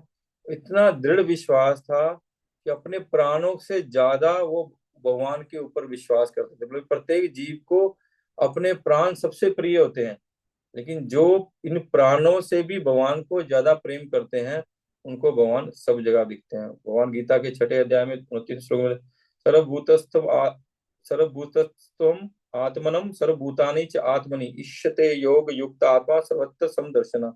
कि जो पुरुष, जो योग युक्त, जो भक्ति योग के युक्त है, वो पुरुष सब प्राणियों में मेरे को दिखता है और सब प्राणियों को मेरे में देखता है। वो समदर्शी है। यो माम पश्यति सर्वत सर्वम में से पश्यति तस्य माम न प्रशामी न च मैं न प्रणश्यति।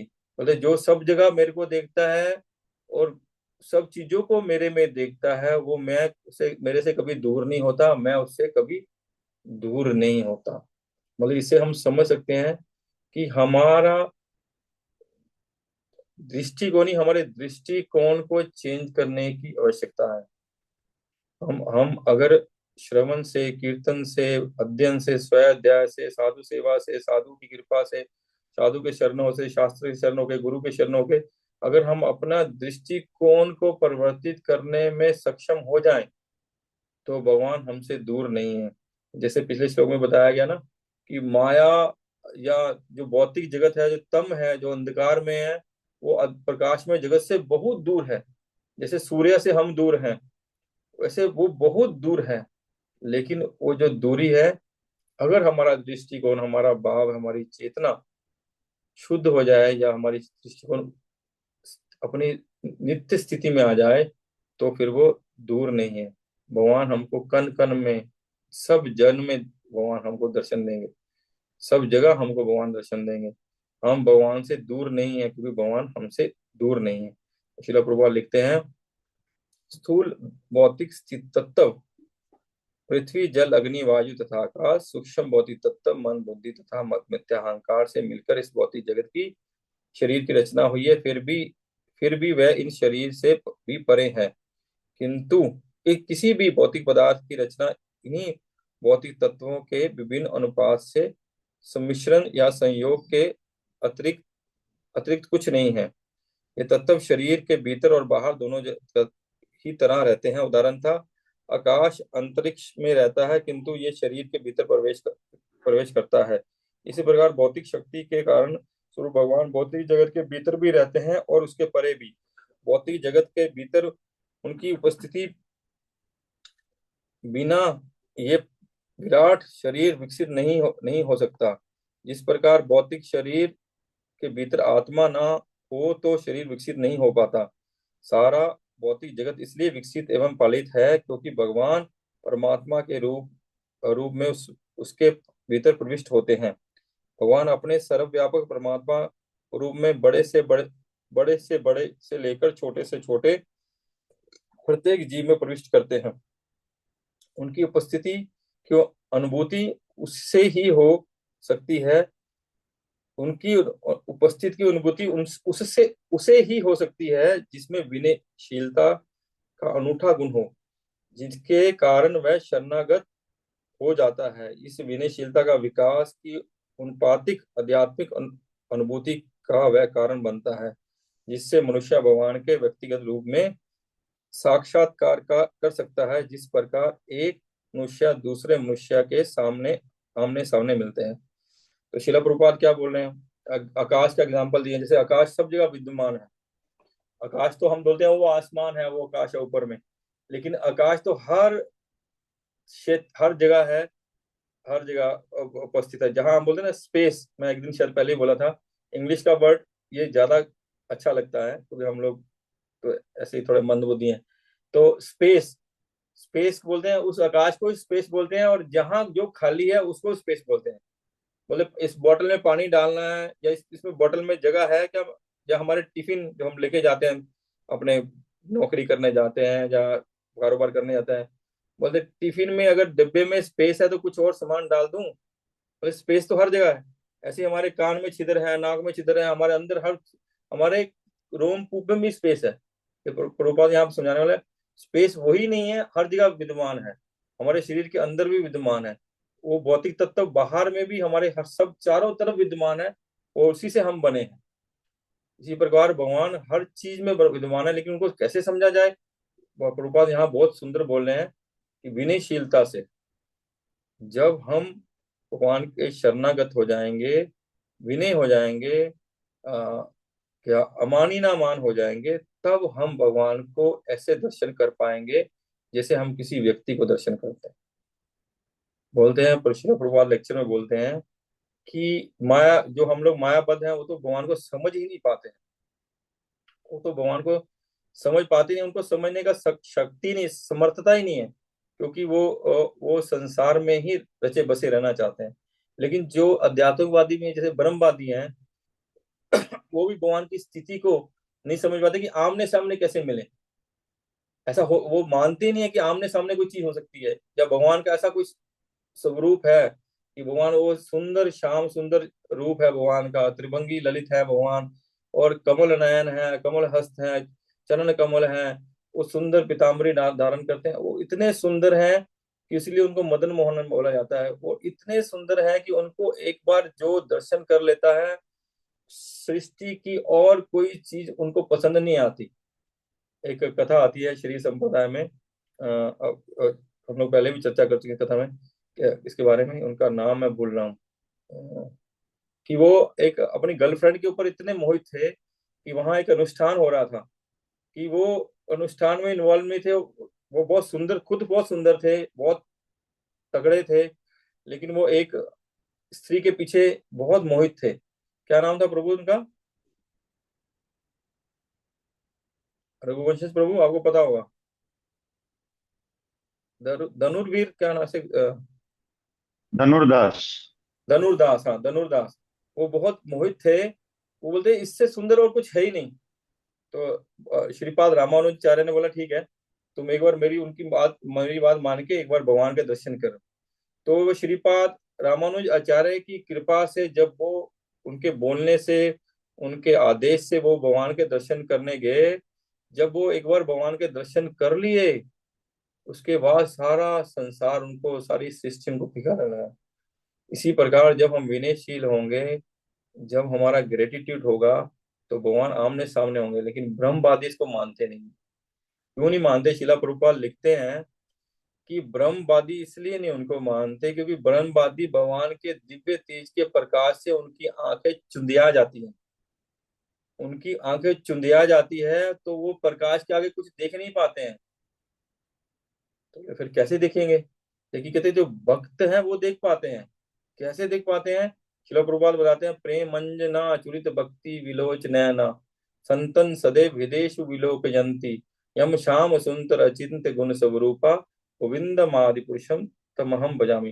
कि वो प्रेम अंजन से, जिन भक्तों के आंखों में प्रेम का अंजन लग जाए, प्रेम अंजन चूरित भक्ति विलोचन, ना कि भक्ति से लबालब, लब भक्ति से लबालब, प्रेम से लबालब, उस विनयशीलता से लबालब जिसके नयन हो जाएंगे, वो भगवान को देख पाएंगे, अन्यथा नहीं देख पाएंगे। भगवान को देखना, भगवान को समझना, भगवान को जानना असंभव है। लेकिन यहाँ फिलहाल प्रभुपाद बोलते हैं अनुपातित, इसी विनयशीलता का विकास ही अनुपाती आध्यात्मिक अनुभूति का कारण है। जितना हम हमारा हम लोग अपने आप को डाउन टू अर्थ करेंगे, मतलब हे कृष्णा करुणा सिंधु दीन बंधु जगत पते, करुणा सिंधु है भगवान। हे कृष्णा करुणा सिंधु, भगवान कृष्ण करुणा के सागर है, लेकिन किसके लिए? दीन बंधु जगत पते, कि केवल जो दिन में दीनता होगी, दीनता होगी, जो हम्बल होंगे, उनको ही भगवान का दर्शन होगा। जिनमें हम्बलनेस नहीं होगी, जिनका एटीट्यूड रहेगा, अहंकार रहेगा, किसी प्रकार का, शारीरिक हो सकता है, मानसिक हो सकता है, बौद्धिक हो सकता है, जैसे भागवत ने बताया, जन्म श्रुति श्री भी, जन्म जन्म का हो सकता है, परिवार का हो सकता है, धन का हो सकता है, किसी प्रकार का जिसमें अहंकार, ये मिथ्या संसार से रिलेटेड अहंकार रहेगा, वो कभी भी भगवान के दर्शन नहीं कर पाए। जो वो बोले दासानुदास हूँ, वो दासानुदास बनेगा, केवल वही भगवान को समझ पाएगा, वही भगवान के बारे में जान पाएगा, वही भगवान को देख पाएगा। भगवान सब जगह है, सब चीजों में है, बोले सब समय में है, सब स्थान में है, सब जगह है भगवान। वो बोलते हैं ना, परम पूज्य सर्वभौम प्रभु बोलते हैं, केवल भगवान ही है जो सब स्थान में है, सब समय में है, वो केवल भगवान ही है। और भी एक चीज बोलते हैं, मेरे को ध्यान नहीं आ रहा क्या बोलते हैं, तो वो भगवान ही है। तो वहाँ जो भक्त है वो भगवान को ऐसे देख पाएगा। आगे शिला प्रभुपाद बोलते हैं, भगवान के प्रति दिव्य आसक्ति विकसित होने के कारण शरणागत व्यक्ति को सर्वत्र अपने प्रिय की उपस्थिति का अनुभव होता है, और उसकी सारी इंद्रियां भगवान की प्रेम में ही सेवा में लगती हैं। प्रेम में ही सेवा, ये जो सेवा प्रेम में ही होनी चाहिए हमारी, उसमें इगरनेस से सेवा मिलने, मैं मेरे को सेवा मिले, मेरे को सेवा मिले, और मैं उस सेवा में प्रेम भरी सेवा करूं। उसके नेत्र वृंदावन के दिव्य भूमि में कल्प तरु वृक्ष के नीचे एक अलंकृत सिंहासन पे असीम प्रेम युगल की श्री राधा कृष्ण को देखने में व्यस्त रहते हैं। तो शिला प्रभुपाद बोलते हैं, क्या वृंदावन रम्य स्थान दिव्य चिंतामणि धाम, वृंदावन वहां का रम्य स्थान है, दिव्य चिंतामणि धाम है, चिंतामणि धाम है, भगवान वहां रहते हैं। वहां वहां भगवान रहते हैं। भजन आता है उसका आगे में, तार मध्य रत्नासने बोसी आछे ने दुई जन है, श्याम संगे सुंदरी राधिका, कि वहां पे वो कल्पतरु, वहां वो जो क्या वो वृक्ष का नाम क्या है, बंसी वट, बंसी वट के नीचे में भगवान श्री कृष्ण राधा रानी के साथ दिव्य लीलाओं का आस्वादन कर रहे हैं। बोलते हैं कि वो दिव्य लीलाएं वो देखने में व्यस्त रहता है। शिला प्रभुपाद बताते हैं कि वो ऐसे देखता है जैसे लाइव चल रहा हो। बोले ये कोरी कल्पना नहीं है, ये साक्षात ऐसा ही है। शिला प्रभुपाद बताते हैं एक्चुअल में ऐसा ही है। शिला प्रभुपाद एग्जाम्पल दे रहे टेलीविजन का। बोले अगर भौतिक जगत में किसी दूसरी जगह कोई घटना घट रही है, उसको लाइव टेलीविजन में देखा जा सकता है, तो भक्त जो भगवान से प्रेम में ही सेवा में लगा है, वो इतना विनयशील हो गया है, भगवान को पूर्ण रूप से शरणागत हो गया है, तो वो अपने हृदय में क्यों नहीं देख सकता? उसको ये योग्यता अवेल करनी है, इस योग्य अपने आप को बनाना है कि वो भगवान की कृपा को प्राप्त कर सके। उसका कार्य, भक्त का कार्य है अपनी सेवा करना, पूरा अपना 100% भगवान के चरणों में समर्पित कर देना, ताकि उस 100 उसका प्रयास करना उसका कार्य है। उसका प्रयास हर चीज को लगा के, जो भी उसके पास है, निर्मंदे कृष्ण संबंधे युक्त वैराग्य, जो कुछ भी है सब भगवान की सेवा में लगा के भगवान को प्रसन्न करने का प्रयास करना। भगवान उसकी, अगर उसका ये प्रयास सच में उसका प्रयास सही होगा, तो भगवान प्रसन्न हो जाएंगे। भगवान प्रसन्न हो जाएंगे तो भगवान प्रकाशित कर देंगे। तो कैसे दिखेगा? जैसे श्रीपाद, हम लोग घटना देखते हैं, श्रीपाद रूप गोस्वामी राधा कुंड के तट पर बैठे हुए अभी 500 साल पहले, 550 साल पहले भगवान की दिव्य गोलोक की वृंदावन की लीला दर्शन कर रहे थे। तो ये तो घटना घटती है ना बहुत सारे महात्माओं के साथ, जिन्होंने अपने आप को भगवान को समर्पित कर दिया है। ऐसी बहुत सारी लीलाएं हैं, बहुत सारी लीलाएं हैं, हमारे आचार्य के साथ बहुत सारी लीलाएं घटी हैं। तो यही फिला प्रभुपाद लिख रहे हैं कि हमको भी वो दिखेगा, हमको भी वो दिख सकता है किसी को भी, जब वो अपने आप को उस स्थिति के लिए, उस स्थिति के लिए प्रस्तुत कर दे अपने आप को, तब दिख सकता है। आगे बोलते हैं, उनके कान वैकुंठ के आने वाले संदेश को सुनने में, उनके हाथ भगवान तथा उनके पार्षद के चरण कमलों का आलिंगन करने में लगे रहते हैं। इस तरह भगवान शुद्ध भक्तों को भीतर और बाहर से दर्शन देते हैं। बाहर उनको सब जगह भगवान का दर्शन होता है, अपने हृदय में भी भगवान का दर्शन होता है। ये भक्ति के संबंध के रहस्यों में से एक है, जिसे भक्त तथा भगवान स्वयं स्फुरत प्रेम से बंधे रहते हैं। इस प्रेम को प्राप्त करना ही हर जीव के जीवन का लक्ष्य है। तो इस प्रेम को प्राप्त करना ही सब जीवन का लक्ष्य है। और इसको केवल समझा भी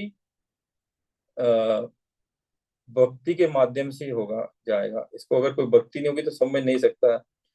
तो इसको केवल भक्ति के माध्यम से ही जाना जा सकता है। लेकिन भक्ति बहुत इतनी आसान नहीं है, भक्ति बहुत टफ है। नारद मुनि कहते हैं कि भगवान बोलते हैं कि मैं उसको मुक्ति दे सकता हूँ, लेकिन भक्ति देना सबको नहीं दे सकता। भक्ति गुरु का तो कृपा करते हैं तभी मिलेगी। और ये भक्ति ऐसी है, जब भक्त भक्त बन जाता है तो ब्रह्मा जी बोलते हैं कि भगवान की सेवा करने से या भगवान की भक्ति करने से कभी तृप्ति नहीं मिलती है। या क्या बोलते हैं वो स्टेट में बताता हूँ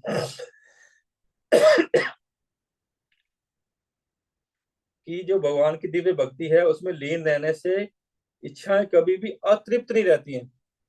सब इच्छाएं पूरी हो जाती हैं, क्योंकि उनकी इच्छा एक ही रह जाती है, भगवान की सेवा करना।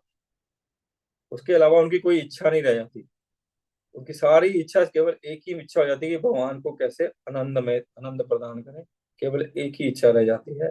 जिनकी एक ही मात्र एक ही लक्ष्य हो जाएगा अनन्य भाव से भगवान की सेवा करना, उनको यहाँ पे शिला प्रभुपाद बता रहे हैं, उनको भगवान के सब जगह दर्शन होंगे।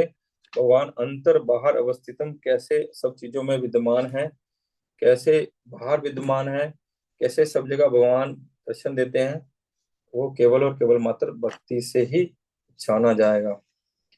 तो हमने आज पढ़ा कि माया देवी या सारे भौतिक सृष्टि या सारी सृष्टि कैसे भगवान के ऊपर आश्रित है, और भगवान परम सत्य है। और इसलिए वहां पे भगवान अपने रिलेटिव सत्य के बारे में इस भौतिक जगत में बता रहे हैं, जिसके बारे में उससे पिछले श्लोक में बताया है भगवान ने कि भगवान उसकी सृष्टि करते हैं, उसका पालन करते हैं, उसका संहार करते हैं। वो सृष्टि कौन सी है? वो ये सृष्टि है, लोग जो भ्रमित हो जाते हैं, अज्ञान में होते हैं, जो भगवान से बद्ध होते हैं या भगवान से विमुख होते हैं। एक तो उन्मुख हो गया, एक विमुख हो गया। जो भगवान से विमुख होते हैं वो नहीं जान सकते कि ये भौतिक संसार कैसे कार्य करता है, इसके पीछे में कौन कारण है, वो नहीं जान पाते।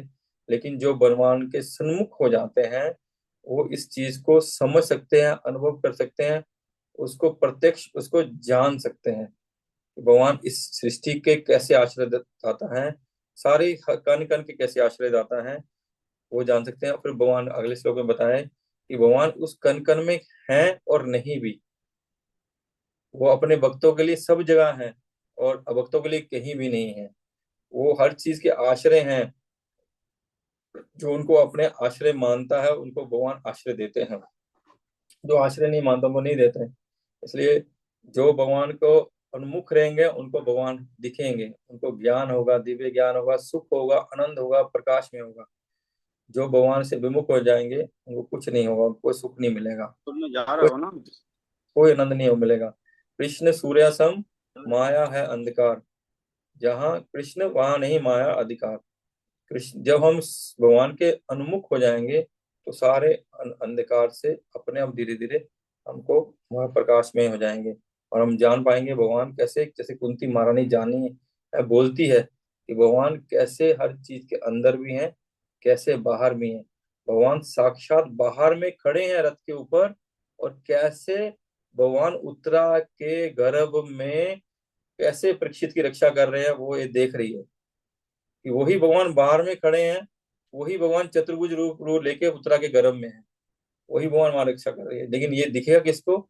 जो प्रभुपाद बोल रहे हैं, जो विनय हो जाएगा, हम्बल हो जाएगा, सरेंडर हो जाएगा, इसके गुरु साधु शास्त्र के, उसके सरेंडर हो जाएगा, वही उनको भगवान के शरणागत करने की विधि बताएंगे, उनको सिखाएंगे, और उसको सक्षम बताएंगे कि जहाँ वो भगवान को दर्शन कर पाएगा, प्रेम अंजना चुरित, उसको आंखों में प्रेम भर जाएगा, भक्ति भर जाएगी, उसके हृदय में भगवान प्रकट हो जाएंगे, भगवान के अचिंत्य गुणों को वो समझ पाएगा।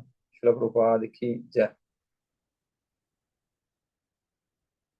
कोई कुछ बोलना चाहेंगे? तो किसी को प्रश्न है, कुछ ऐड कर करिए, आप जो ऐड कर सकते हैं। जी प्रभु, प्रेम है प्रभु।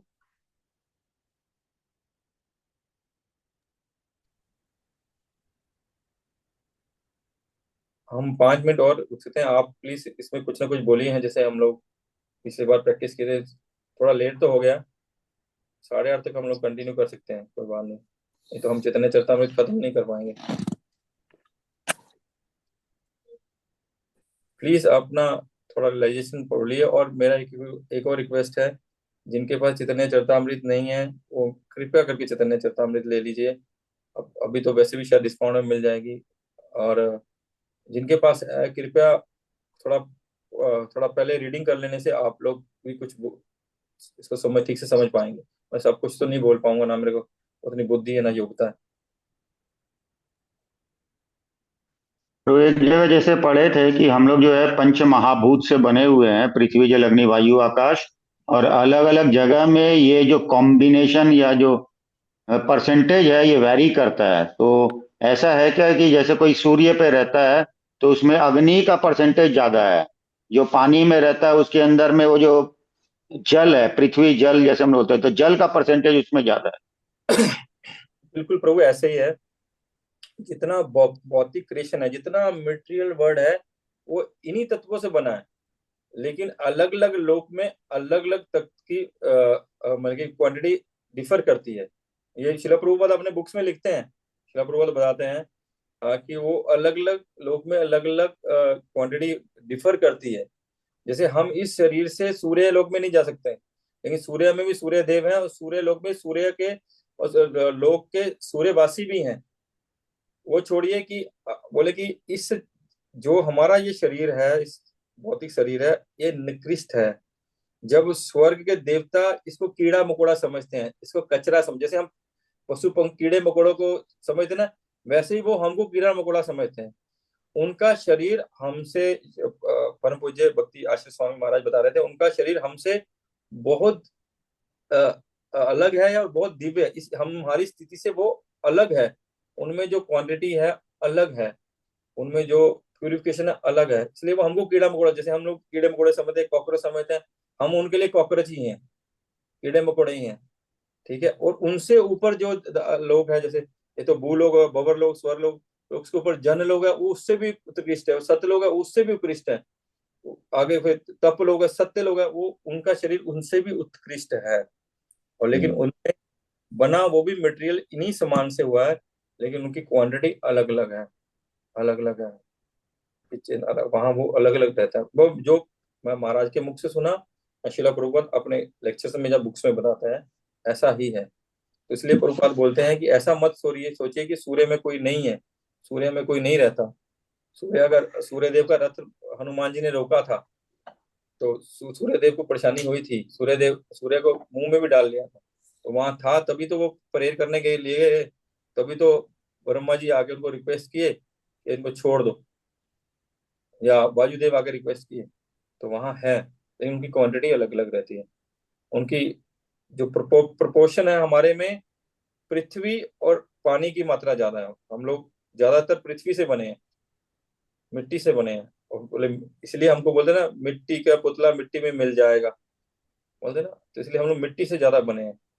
बाकी जो अग्नि कम है, आकाश कम है, वायु है, वायु कम है और पानी की मात्रा है हमारे शरीर में, पानी की मात्रा है। तो वो जैसे पंच तत्व, जैसे शरीर खत्म होता है वो पंचभूत में मिल जाता है, मिल जाता है।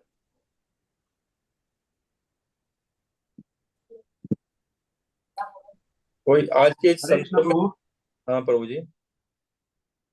प्रभु जी, जैसे अब आप बता रहे थे कि जो महामाया है मतलब वो भौतिक जगत में ही फंसा के रखते हैं और इसके बाद जो जो योग माया है वो हमको मतलब दिव्य ज्ञान देती हैं, जिसकी वजह से हम मतलब आध्यात्मिक पथ पर मतलब अग्रसर होते हैं। हम्म। हाँ तो प्रभु प्रभु जी क्या मतलब हम हाँ प्रभु जी। हाँ प्रभु ऐसा ही है। हमको भगवान देखिए, यमराज जी का काम क्या है? यमराज जी का काम है जो बद्ध जीव हैं, जो भगवान से विमुख है, उनको सजा देना। ऐसे महामाया का क्या काम है? जो भगवान से विमुख है उनको यहाँ फंसा के रखना, यहाँ फंसा के रखना। जब आप भगवान के सन्मुख हो जाएंगे, उन्मुख हो जाएंगे, भगवान के प्रति आपका प्रेम जागृत हो जाएगा तो वो आपको छोड़ देगी। नहीं तो हम जितना जितना भौतिकता में लिप्त होंगे, वो हमको और जन्म जन्मांतर तक और निकृष्ट कर करके और निकृष्ट जोनियों में ठेलती जाएगी, ठेलती जाएगी, ठेलती जाएगी, हमको और नीचे गिराती जाएगी, गिराती जाएगी, गिराती जाएगी। ये उसका काम है उनका, कि हम अभी इंसान हैं। अगर हम भगवान के सन्मुख नहीं हुए, भगवान का नाम, भगवान का कीर्तन, बोलते ना, ना उत्पते यदि रतिम श्रमे भी केवलम। अगर हम भगवान के प्रति हमारी रति प्रेम नहीं जागा तो सब बेकार चला जाएगा। अगर हम भगवान के प्रति उन्मुख नहीं हुए तो अगले जन्म में मनुष्य नहीं बन पाएंगे, अगले में कुत्ते, बिल्ली, सुअर, कॉकरोच बनेंगे, वो नरकों में सड़ेंगे। तो वो कौन सड़ाएगा? माया देवी हमको उन्मुख होंगे, हमको उन्मुख होंगे तो हमको और ऐसी चीजों में फंसाएगी कि हम और उन्मुख हो जाएं, और उन्मुख हो जाएं, और उन्मुख हो जाएं। हम जीव हैं, जब तक हम अपना पुरुषार्थ से, अपने प्रयास से भगवान की तरफ प्रयास नहीं करेंगे या इच्छा नहीं करेंगे भगवान की तरफ जाने की, तब तक माया देवी हमको छोड़ेगी नहीं। जब हम उनको बोलेंगे हम आपको रिजाइन करते हैं, तब जाके नौकरी से त्याग पत्र देंगे, तब हम जाके नया अपॉइंटमेंट मिलेगा योग माया का। नहीं तो वो हमको पीटती रहेगी। और क्योंकि हम भगवान के विद्रोही हैं, हम भगवान के अपराधी हैं, हम भगवान के नास्तिकों का इसलिए बुरा हाल होने वाला है। बोलते ना, अभी जितने अभी मनुष्यों की संख्या बढ़ रही है, लेकिन एक समय आएगा चाहे कुछ घटना घटे इस भौतिक जगत में, कुछ हो, फिर पशु पक्षियों की संख्या बढ़ जाएगी। क्यों बढ़ेगी? इस जितने नास्तिक है सब ये बनेंगे, नरकों में जाएंगे, पशु पक्षी, कीड़े मकोड़े, ये सब ये बनेंगे, सब बन जाएंगे। क्योंकि इनको ये अपॉर्चुनिटी मिली, भगवान ने दी, मनुष्य बन के भगवान के बारे में जानने की, भगवान का नाम जपने की। ये समझ नहीं रहे हैं कि जो आज का चर्चा था कि सब कुछ के पीछे भगवान का हाथ है। सब कारणों के कारण एकमात्र भगवान है, सब एकमात्र भगवान।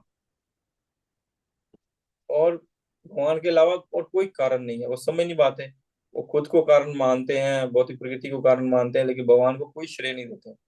उनका क्या होगा? तो भौतिक प्रकृति को बोलेंगे, प्रकृति बोले ठीक है, थैंक यू, मेरा अप्रिसिएशन करने के लिए, मेरा ग्लोरीफाई करने के लिए, आप तुम मेरे प्यारे हो, तुम मेरे पास ही रहो। छुटकारा नहीं मिलेगा कभी, मार पटकती रहेगी वो हमको तीनों गुणों से।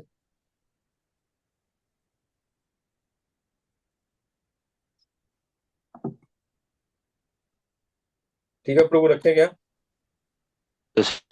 प्रभु जैसे कहते हैं ना, जब तक सूरज चांद रहेगा या इसका नाम रहेगा, ऐसे बोलते हैं। ये जो सूर्य है, वैसे तो कहते हैं भगवान के सारा ब्रह्मांड भगवान का अंग ही है। तो सूर्य चंद्रमा ये भौतिक में माना जाता है या आध्यात्मिक, यानी कि जब महाप्रलय आता है तो या ये भी विलीन हो जाते हैं या इनका अस्तित्व बना रहता है? क्या प्रभु? सूर्य चंद्रमा के बारे में मुहावरा देते हैं ना कि जब तक सूरज चांद रहेगा इनका नाम रहेगा, पर्टिकुलर इसका जो भी नाम, नाम लेते हैं नेताओं लोग। हाँ तो वो तो मतलब ठीक। मतलब जब तक मंत्री का सूरज कोई चांद नॉर्मली रहेगा, से। ये तुम्हारा नाम रहेगा। तो सूरज ये जब प्रकृति, जब भौतिक जगत नहीं रहेगा, सूरज चंद्र भी नहीं रहेगा। वो जब भौतिक सृष्टि को भगवान उसको अपने को बंद कर देंगे, उसको अपने जैसे जब प्रलय करेंगे भगवान, उसको समेट लेंगे, तो सब पैक कर देंगे डब्बे में, सब पैक कर देंगे। उसके बाद नई फिर से डब्बा नया क्रिएशन करके, नया उसको सुंदर करके फिर से खोलेंगे। फिर से उनका नाम थोड़ी होगा, उनका नाम नहीं। जितने भी भौतिक जीव है पिछले चतुर्युग युग में, या पिछले ही कुछ युग में, या आप बोलेंगे पिछले द्वापर युग में ही, कितने भौतिक युगों लोगों ने जितनी उपलब्धि की, किसी एक का नाम बताइए।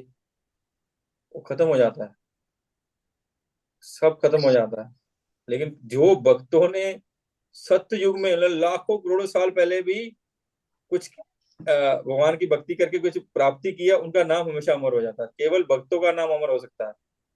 भौतिक संसार में कुछ भी उपलब्धि करने से उसका नाम अमर नहीं हो पाएगा, क्योंकि उसका भौतिक संसार जैसे अनित्य है, वैसे ही उनकी उपलब्धि भी अनित्य है, वो खत्म हो जाएगा। और भगवान अपने भौतिक संसार को समेट लेते हैं, और सब फिनिश, सब फिनिश। फिर से फिर क्रिएट करेंगे, फिर से आएंगे, फिर वो किसी नई नई योनि में होंगे, नई रूप में होंगे, नई कथाएं, नई होगा, सब कुछ नया होगा। जी प्रभु, हरे कृष्ण।